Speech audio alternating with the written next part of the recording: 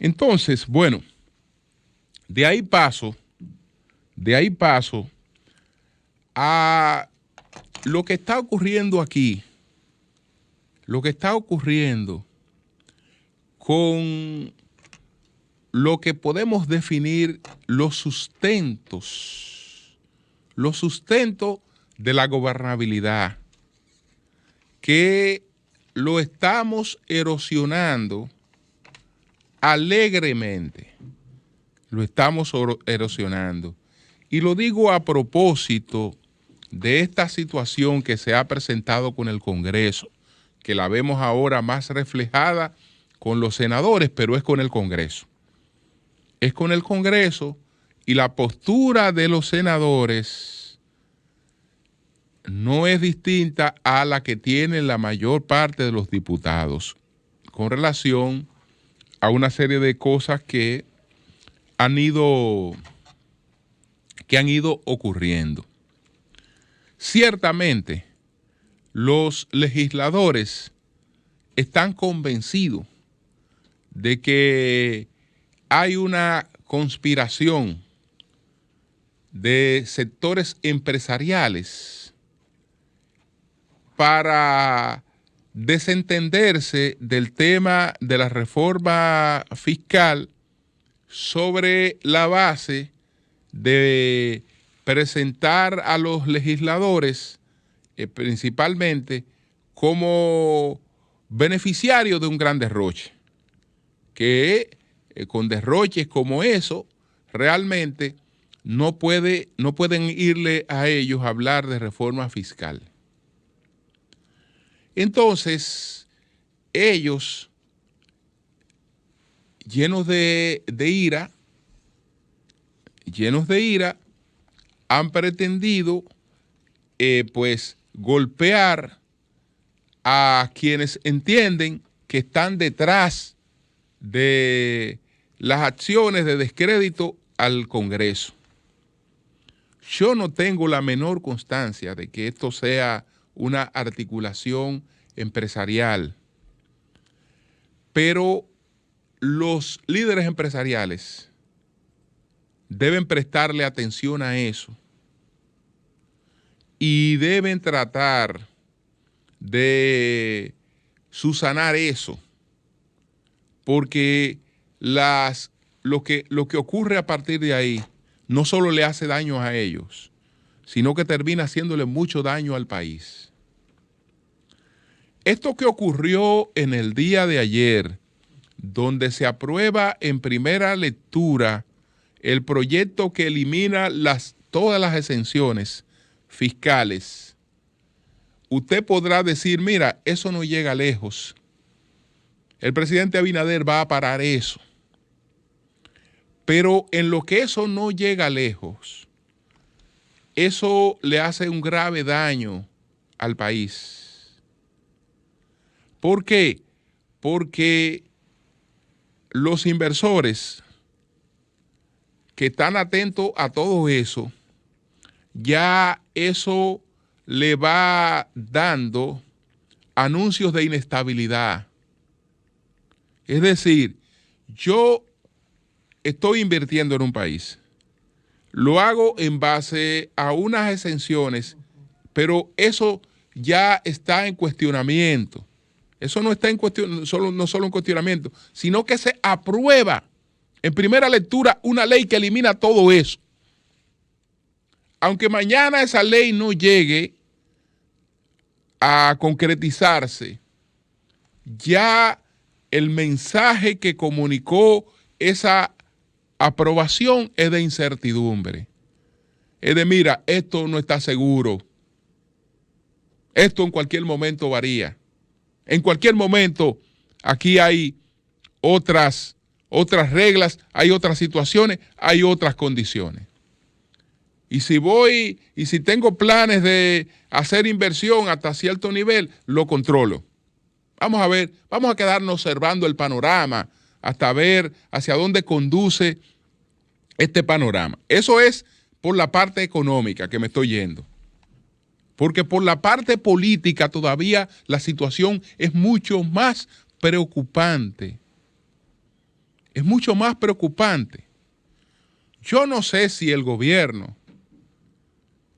y el propio presidente Abinader, si alguien le ha hecho entender que con su sola imagen se sustenta un gobierno, si alguien le ha hecho creer eso, está sumamente equivocado.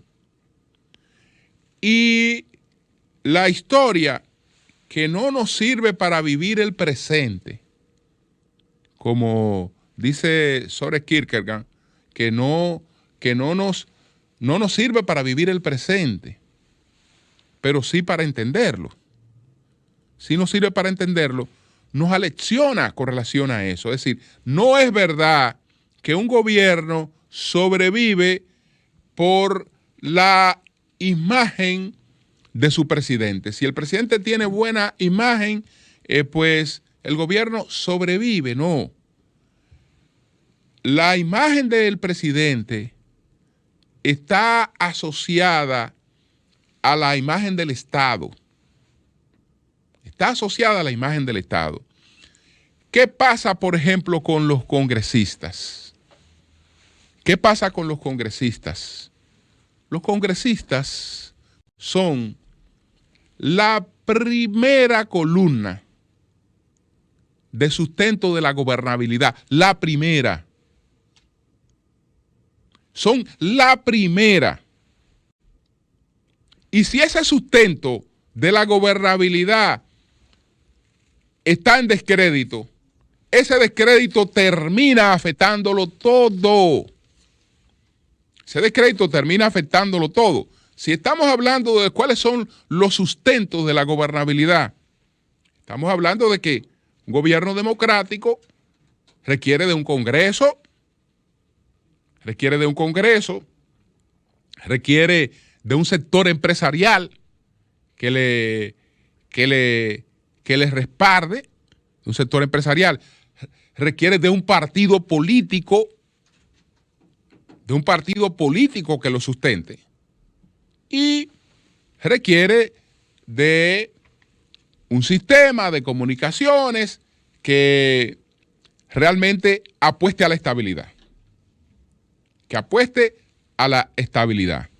Entonces, cuando refería ejemplos de la historia, ahí nada más hay que fijarse en el espejo del primer gobierno democrático que escogimos los dominicanos. El primero, después de la muerte de Trujillo. Vino un presidente que entendió que con la sola fuerza moral de sus propuestas y de sus acciones, él sustentaba un gobierno. El partido lo cerró, que le hicieran escuela, se enemistó con el sector empresarial, no tenía una base sólida legislativa de apoyo, y ese gobierno colapsó. Estamos en coyuntura distinta. Ya no estamos en coyuntura, gracias a Dios, de golpe de Estado, pero no quiere decir que no se presenten situaciones de inestabilidad. Ahora la inestabilidad se presenta de otra manera. Entonces, la principal base de apoyo que tiene el presidente Abinader, que usted tiene, se llama ese Congreso que está ahí, de mayoría PRMista. Esa es la principal base de apoyo que tiene Luis Abinader. Si esa base de apoyo se enmierda,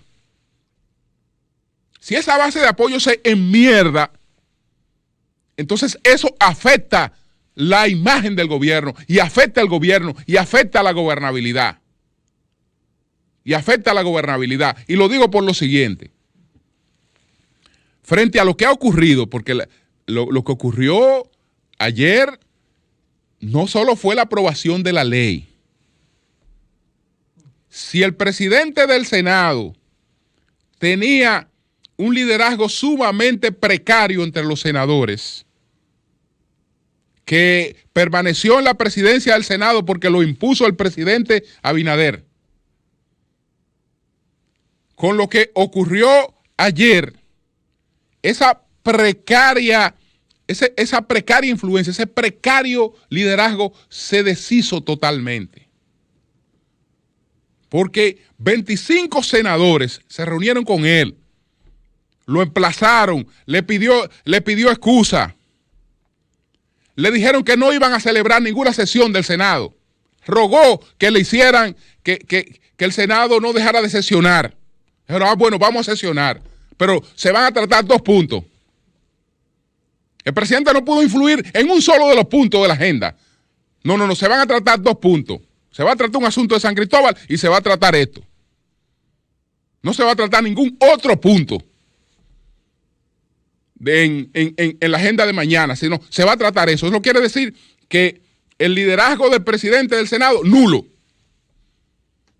¿Por qué nulo? Porque ellos entienden que el presidente del Senado se pasó de contento, porque una cosa es la ley de libre acceso a la información. Sí, todo lo que usted quiera. Mira, fulano quiere información. Eso está disponible, denle la información. Ahora, usted decir, ven, instálate, y colaborar para una cuestión que termina haciéndole mucho daño a la imagen de sus compañeros. Muchas dirán, no, pero que no hay que ser cómplice de lo mal hecho. ¿Y quién está hablando de mal hecho? No, lo que estamos hablando es de la lectura que tú le puedes dar a una serie de cosas. ¿Y cuál es la lectura? ¿Y cuál es la lectura que se le da a esto? Que esa gente que está ahí, esos son unos rastreros. Esos son unos rastreros que se cogen hasta la ayudita que tienen que dar. Que además de que tienen el privilegio de que tienen una ayudita para darla, esos rastreros se las roban. Se roban lo que una infeliz necesita para un tratamiento de cáncer. Ellos se lo roban y no se lo entregan. Yo decía desde ayer que yo no creo que una cosa así pueda ocurrir. Y no lo creo. Yo no creo que algo así pueda ocurrir. No creo que algo así pueda ocurrir. Ahora bien, bueno, ocurre todo esto. Ellos entienden que los propios senadores PRDistas entienden que hasta el propio gobierno está detrás de esta situación. Que tampoco lo creo. Que tampoco lo creo. Por eso esa reacción, porque la aprobación de esa ley no es solo una vaina para los empresarios, es una vaina para Luis Abinader también, el que es el presidente de la República. Al primero que le echan una vaina es a él, que es el presidente de la República, con eso. Pero ¿qué cosas contribuyen a eso? Bueno, por ejemplo, doña Raquel ayer publica un Twitter de respaldo al único senador honesto que hay. Al único senador honesto que hay, que es Antonio Taveras. Porque hay algo también que por casualidad, frente a todo este lío, Faride no está aquí. Faride no está aquí. Es decir, Faride no está ahí. Ese lío se lo ha tirado Eduardo Estrella con el apoyo de este caballero. De este caballero que es el único senador honesto que hay ahí.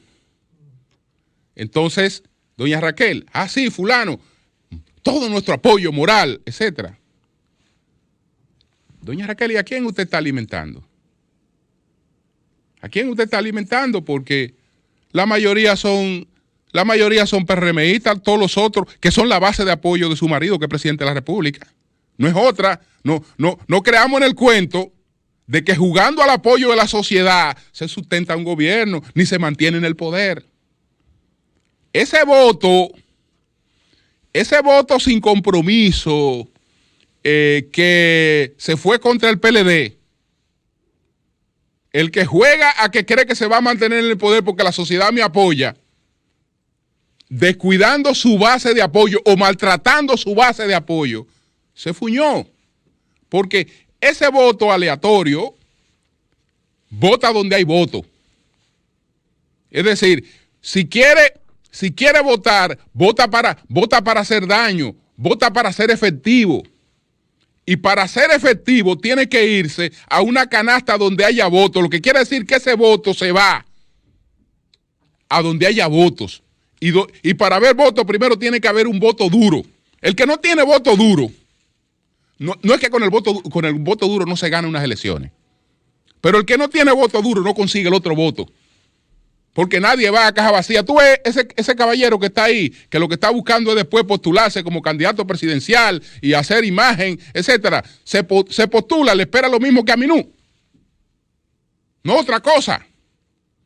Entonces, yo no veo que se pueda hacer política sobre la base de desprestigiar tu propia base de apoyo. Eso es un grave error.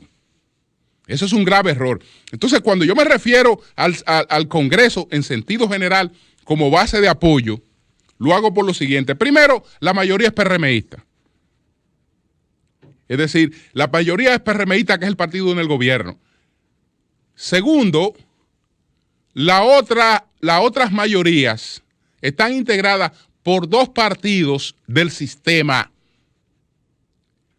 que en medio de la situación en la que se encuentra el país, ninguno de los dos va a jugar a el colapso del sistema.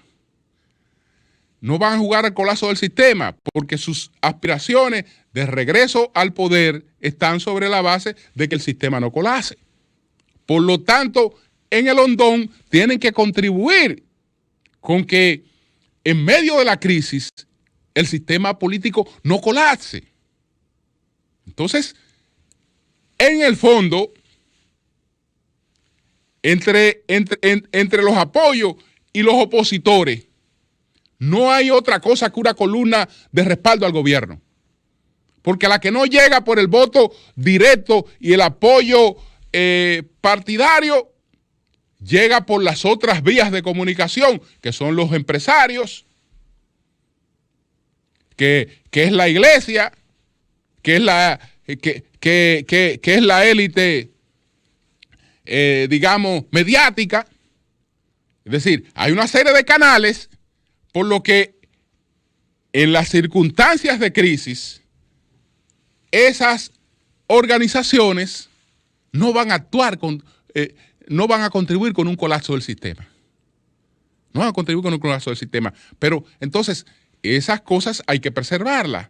De modo que si usted ve que hay una crisis de imagen con el Congreso, esa crisis de imagen al primero que debe preocupar es a quien está gobernando. Porque no es verdad que es un fuego que no le llega, no es verdad. No es verdad que no le llega y no es verdad que no pone en peligro la gobernabilidad. Porque juegos como eso, empezamos jugando así, como empezamos jugando ayer. Perfecto. Tú me estás mandando a joder, yo te voy a joder. Y es un jueguito, pero es con la democracia que están jugando. Y esos jueguitos empiezan de una manera inofensiva. Uno no sabe nunca cómo terminan y hacia dónde llegan. Eso se llama jugar con fuego. Se llama jugar con fuego. Entonces, a eso hay que buscarle un punto. A eso hay que buscarle un punto.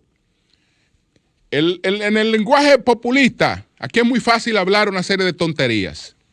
Por ejemplo, yo no quiero que un político tenga un fondo social. Perfecto.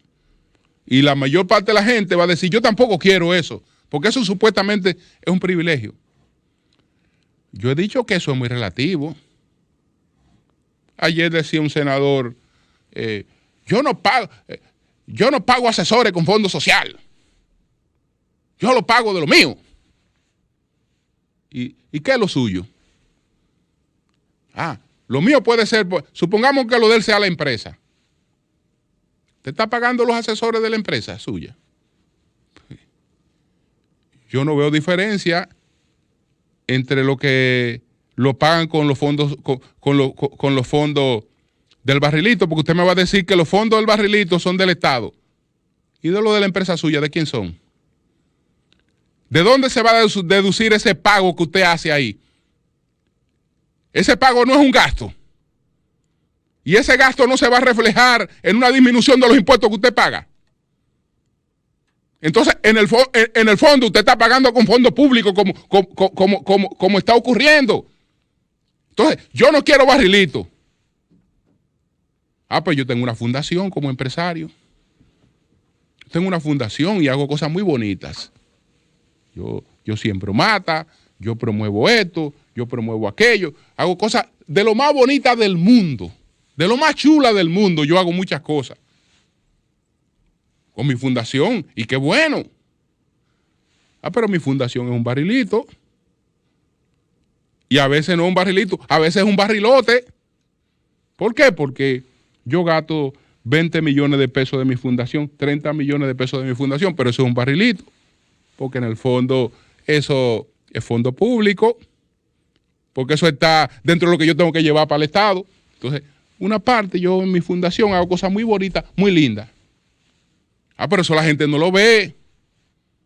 No, el que yo veo es el que está en el medio, el que le está resolviendo problemas a dos o tres infelices. No, que no. ¿Y por qué lo tiene que resolver? Y no hay un Estado eficiente. Pues yo con mi comida segura y con una tarjeta que si tengo un problema, un medicamento lo puedo ir a buscar y entonces vengo aquí. ¿Y por qué el Estado? ¿Y por qué el Estado no le resuelve? Lo que tenemos que tener es un Estado eficiente. Y lo que tenemos que tener son hospitales eficientes. Y lo que tenemos que tener, mierda. Mierda. Es decir, sabemos que no tenemos esas cosas. No las tenemos. Entonces, hay que ponerle un punto a eso. Hay que ponerle un punto a eso porque está tomando un rumbo que después se nos puede ir de control. Y qué lástima que entonces ya no puedo tratar ningún otro tema. Cambio y fuera.